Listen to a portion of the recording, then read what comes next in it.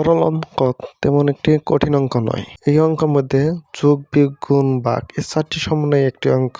সরল অঙ্কের মধ্যে 3টি ব্র্যাকেট থাকে, প্রথম ব্র্যাকেট, দ্বিতীয় ব্র্যাকেট, তৃতীয় ব্র্যাকেট। অঙ্ক করার সময় আমাদের মনে রাখতে হবে ব্র্যাকেটের ভিতরের অঙ্কটি আগে করব। আরেকটি বিষয় মনে রাখতে হবে, অঙ্কের মধ্যে ভাগ অঙ্কটি আগে করব, তারপরে গুণ করব, তারপরে যোগ বিয়োগ। যেহেতু আমরা প্রথম ব্র্যাকেটের কাজ আগে করব, প্রথম ব্র্যাকেটের আগে যতটুকু অঙ্ক আছে আমরা সে পর্যন্ত লিখে ফেলি। প্রথম ব্র্যাকেটের ভিতরে আছে 14 বিয়োগ 10।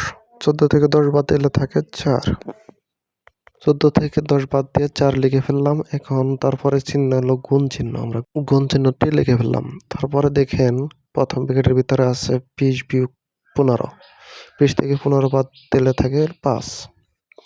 আমরা 20 থেকে 15 বাদ দিয়ে 5 লিখলাম। আমাদের প্রথম লাইনে প্রথম ব্র্যাকেট মানে ফার্স্ট ব্র্যাকেটের কাজ শেষ।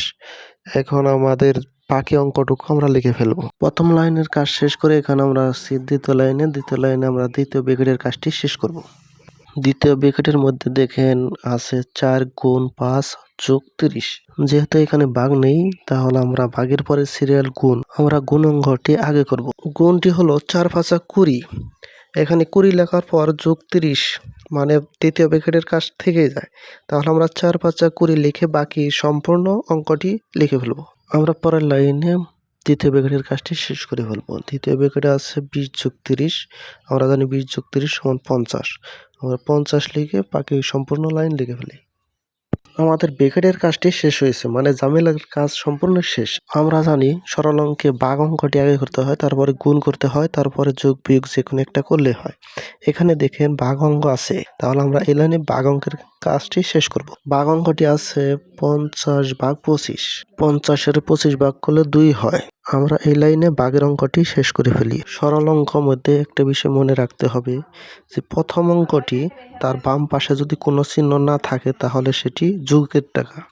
এখানে 3 হলো প্রথম সংখ্যা, 3-এর আগে কোনো চিহ্ন নয়, তাহলে এটা যোগের টাকা।